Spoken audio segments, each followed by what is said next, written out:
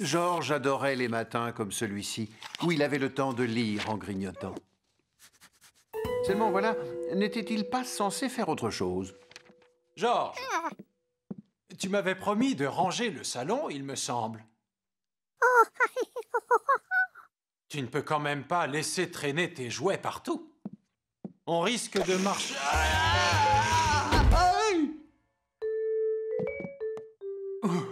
Si la porte-fenêtre avait été à cet endroit, je serais passé à travers. Ramasse tes jouets, s'il te plaît. Comme ça, quand je rentrerai du travail, on pourra passer la soirée dans une pièce bien propre et bien rangée.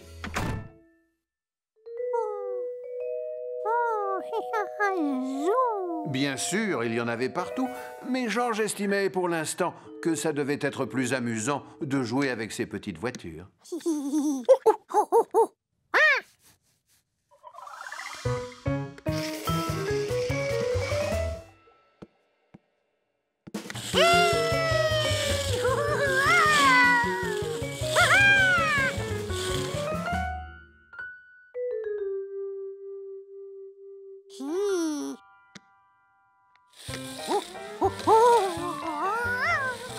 Ne pouvant plus cacher sa joie, il devait descendre voir Gaspard. Et lui montrer ses super chaussures à roulettes.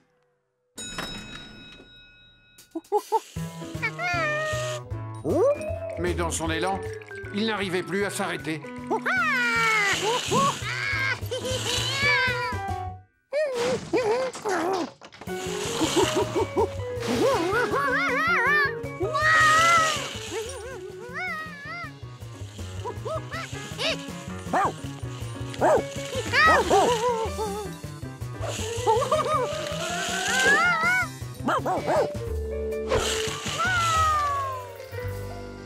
Georges ne savait pas faire demi-tour.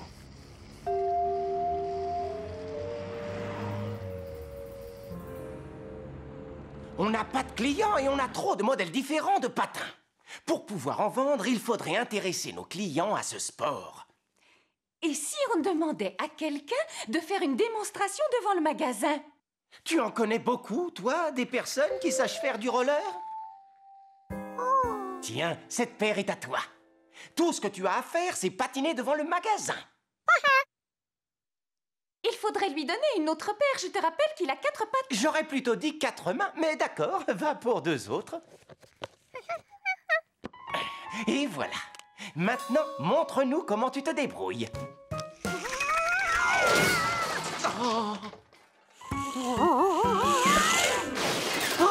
Emmenons-le patiner dehors avant qu'il ne casse tout. Je te tiens. Quand tu auras fait des progrès, reviens par ici, d'accord? C'est bien. Tu crois qu'on le reverra un jour? Si on ne peut plus faire confiance à un singe, où va-t-on? Georges adorait ses nouveaux rollers.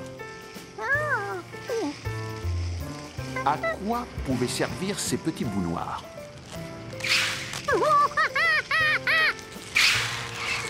Ils servaient à ralentir et à s'arrêter, bien sûr. Gaspard serait épaté par les progrès de Georges. D'autant plus que maintenant, il savait freiner. Hein? Attendez, laissez-moi vous aider. Gaspard, remplace-moi.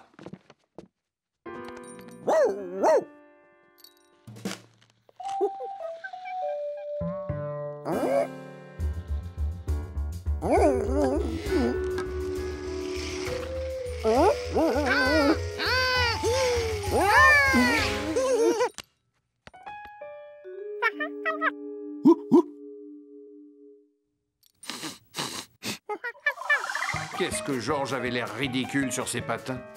Mais lui, Gaspard le teckel au poil brillant, aurait fière allure. Georges n'était pas dupe et savait où Gaspard voulait en venir.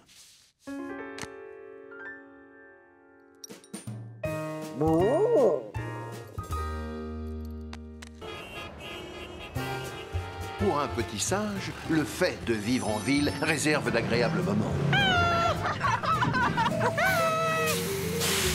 Comme de moins bons. Vivement qu'on soit arrivé à notre maison de campagne, pas vrai? L'homme au chapeau jaune et son ami Georges avaient vraiment besoin de se mettre au vert.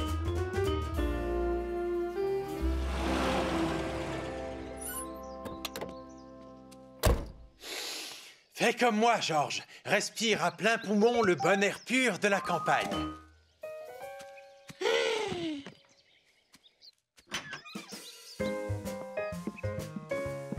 Ah, qu'est-ce qu'on est bien ici. Tu peux souffler maintenant. Arrête de faire le clown.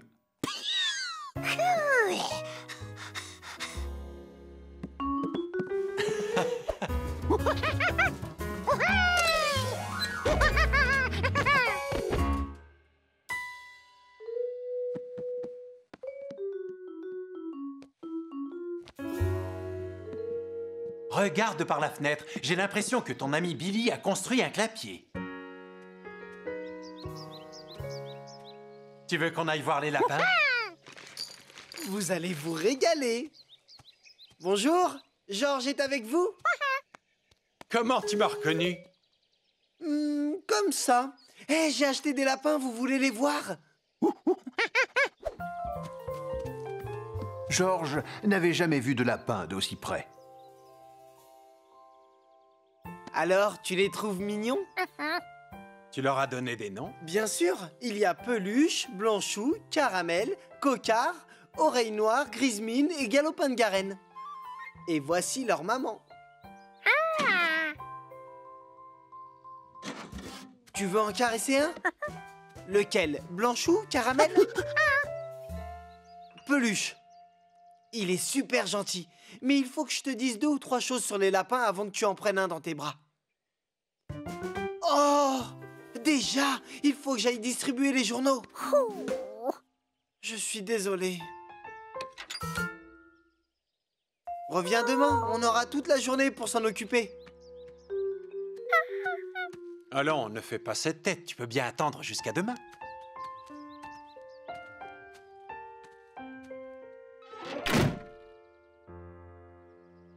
Georges ne tenait plus en place. Qui pouvait attendre jusqu'au lendemain pour caresser un lapin? Sûrement pas lui. Tu veux sortir? D'accord, mais sois sage. Les lapins devaient avoir besoin de compagnie pendant l'absence de Billy. Ils étaient si calmes, si doux, si choux, les petits lapinous. Billy ne lui en voudrait pas s'il en prenait un dans ses bras. Juste un, à condition de faire très attention.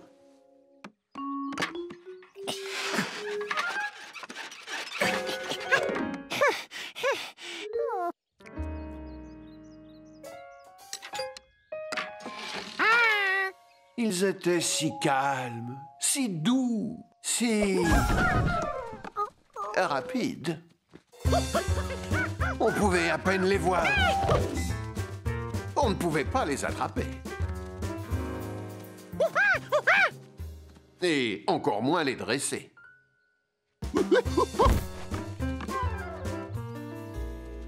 La maman savait bien qu'il fallait rester dans le clapier, mais Georges ne voulait plus courir de risques.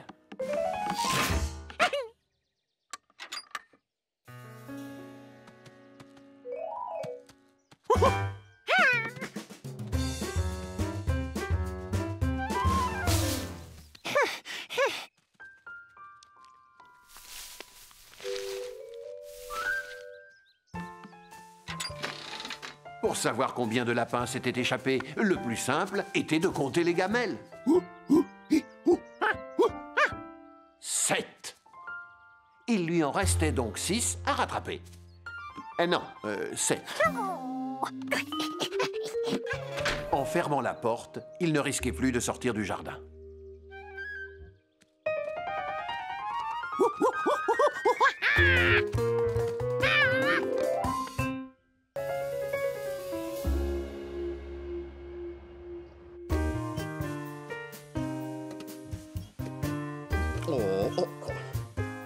Gaspard était un chien très professionnel. Rien ni personne n'arrivait à le distraire de son travail. même si son ami le concierge ne s'en rendait pas toujours compte. Qu'est-ce qui se passe? Tu as encore faim? Ah, l'ascenseur va s'ouvrir. Bonjour.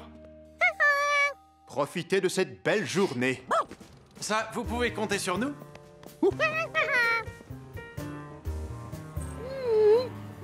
Je sais exactement ce que tu es en train de te dire. Gaspard se disait que tout pouvait arriver quand Georges était dehors. Y compris le pire. Tu te dis, j'aimerais bien un petit biscuit. Heureusement que je lis dans tes pensées. Les teckels les plus intelligents sont toujours les moins bien compris. Georges avait hâte de montrer à l'homme au chapeau jaune le travail qu'il avait fait. Il l'emmena donc dans la cuisine du chef Pasghetti. Georges m'a rendu un service énorme en mettant la main à la pâte, surtout pour les ménages. Il faut dire qu'il s'entraîne beaucoup à la maison. Oh, je suis vraiment désolé, mais je n'ai aucun travail à te donner aujourd'hui. Attends une minute. J'ai un ami qui habite à l'autre bout de la ville qui a justement besoin d'aide. Et je suis sûr que tu t'entendras parfaitement bien avec lui. Dommage que ce soit si loin. Je ne vais pas avoir le temps de t'y conduire. Peut-être une autre fois? Moi, je peux m'en charger, à condition que Georges n'y voit pas d'inconvénient. Visiblement, il est ravi. Tu peux y aller si tu me promets d'être bien sage. L'ami dont je vous parle possède un immeuble ultra moderne et tout en verre. Comme je te l'ai expliqué, j'ai besoin d'un laveur de vitres qui puisse travailler à 100, 150, 200 mètres de haut sans avoir le vertige. Tu crois qu'il en est capable? Bien sûr, ne t'inquiétez pas pour ça. Qu'il grimpe pas haut d'un arbre ou au sommet d'une tour, pour lui, c'est du pareil au même. Tu es engagé. Il faut que toutes les vitres soient propres avant 2h15. Ça ira.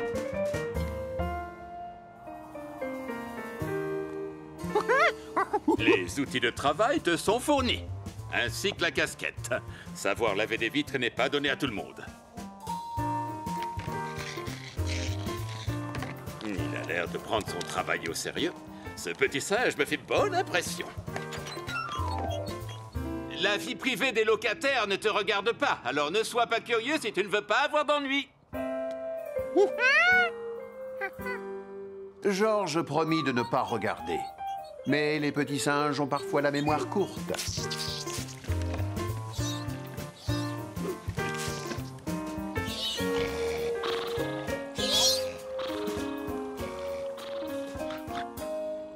Georges jetait un œil discret par les fenêtres, tout en travaillant sérieusement.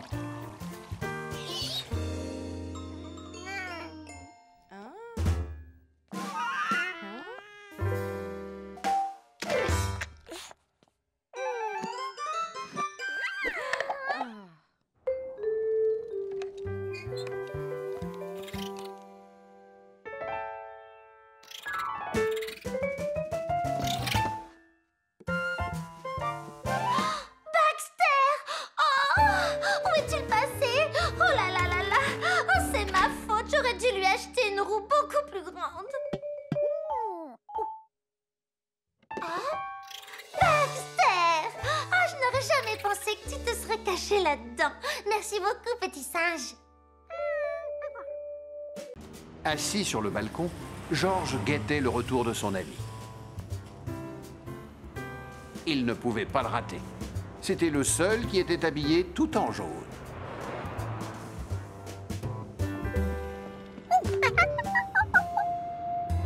Enfin, presque le seul.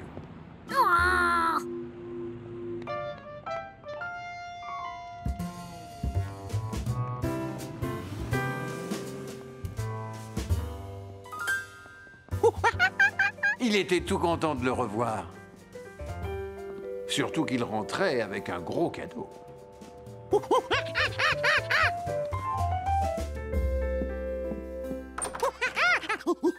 Bonjour, mon petit Georges. Tu as passé une bonne matinée? Est-ce que tu as été sage, au moins? Ah, ça me fait plaisir.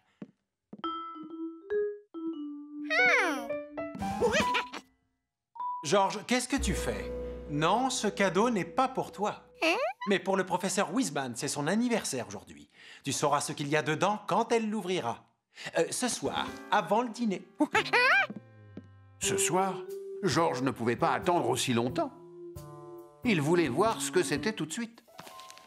Si tu veux vraiment déballer quelque chose, viens dans la cuisine. Tiens, Georges, épluche-moi cette belle orange, tu seras gentil. Imagine qu'elle est enveloppée de papier cadeau. C'est difficile d'imaginer ce qu'il y a à l'intérieur, surtout que la peau est beaucoup plus épaisse que du papier. Mais avec les oranges ou les paquets cadeaux, ce n'est pas l'emballage le meilleur.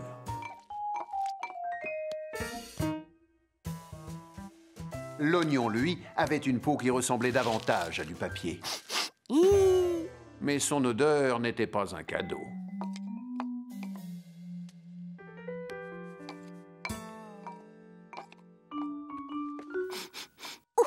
Pas étonnant qu'on enveloppe le fromage. Toutes ces peaux étaient différentes, mais elles servaient à la même chose. À masquer l'odeur. On n'avait pas pu emballer le cadeau parce qu'il sentait mauvais quand même.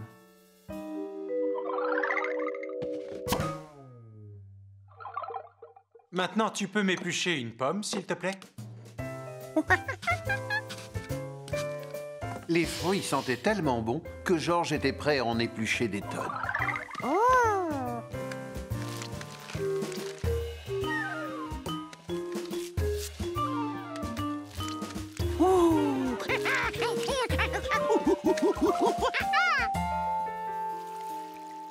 Quand tu auras terminé d'éplucher les fruits, tu les mettras dans le saladier. Tu veux bien? Je les ai achetés exprès pour le professeur Wiseman parce que je sais qu'elle adore ça.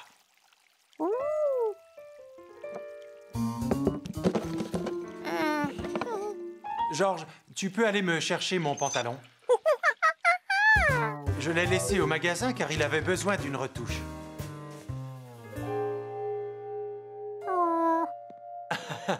Ne t'inquiète pas, on ne l'ouvrira pas sans toi.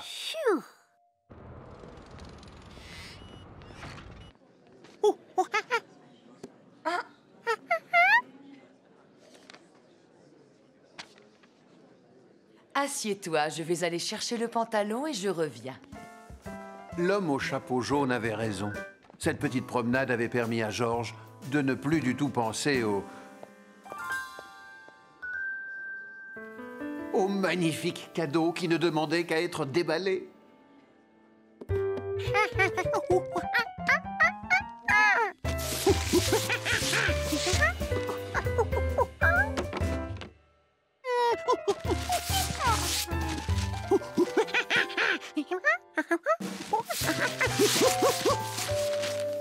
Il n'y avait rien à manger, rien à sentir, rien de rien. Ça alors, quelle idée d'emballer des boîtes vides. J'ai hâte d'avoir votre avis. Mais je pense que j'ai fait du bon travail. Quoi? Oh! Ce n'est pas une simple décoration, mais un véritable tableau vivant qui pourrait s'appeler Reste d'anniversaire. Je n'aurai qu'un mot à vous dire, bravo! C'est que, monsieur le directeur, Merci beaucoup.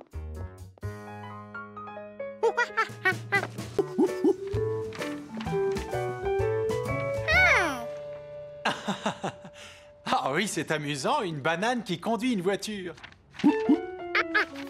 Oh, c'est moi! Oh, mais je suis très honoré d'avoir servi de modèle pour un tel chef-d'œuvre. Et est-ce que tu sais où on va mettre cette œuvre d'art? Sur le réfrigérateur. Et on va utiliser des aimants pour la faire tenir. Voyons, voyons. Il me semble que j'en ai quelques-uns dans le tiroir. Ah. Malheureusement, c'est le seul qui me reste.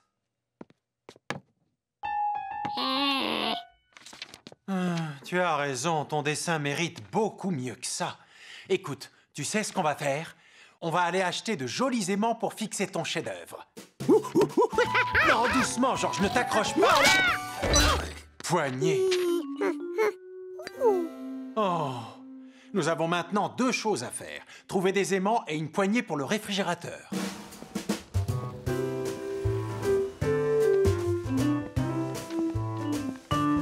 Bonjour, professeur Wiseman. Bonjour. Oh, très joli. Mais ce n'est pas ici qu'il fallait venir. Ce dessin doit être exposé dans une galerie. Oh. Nous sommes venus acheter de jolis aimants pour le fixer sur la porte du frigo. Tiens, comme vous êtes là, vous voulez visiter notre nouvel aimantorium? Oh, volontiers. Oh, c'est plutôt à Georges qu'il faut le proposer. Georges aurait préféré rentrer pour accrocher son dessin. Mais comme il était curieux... Bienvenue dans notre aimantorium.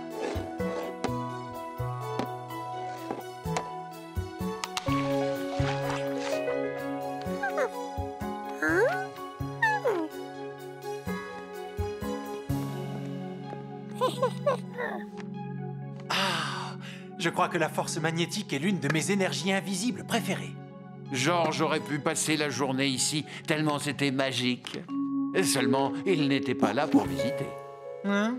Oh, c'est vrai. Ah, oui, nous reviendrons un autre jour pour en profiter davantage. Avant que tu ne partes, tu veux essayer de toucher l'arrière des voitures avec cet aimant, Georges?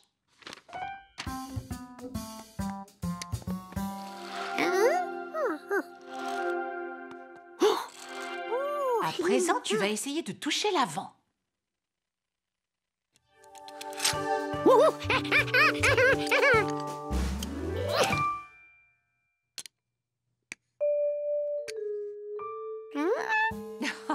Non, il n'y a que certains métaux qui peuvent être aimantés.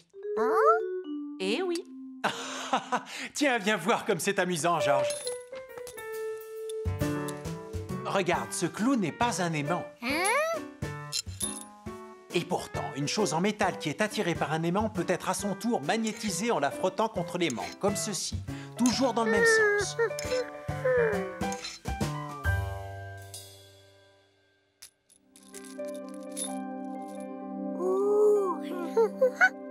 C'est vrai que c'est tout à fait surprenant. Oh, j'ai failli oublier cette plaque.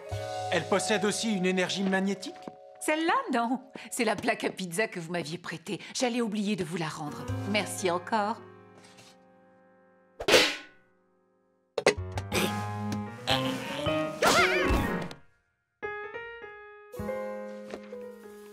Bon, allez, maintenant il fallait se dépêcher d'acheter des aimants et de rentrer à la maison. Mais avant, Georges voulait savoir s'il y avait d'autres choses qui pouvaient être aimantées, comme ce squelette de dinosaure. Non. Bon, alors peut-être cet animal en pierre? Non plus. L'armure? Ah oui, terriblement. Oh, il est là. Georges! Oh, je tiens l'armure. Allez-y maintenant, tirez-le.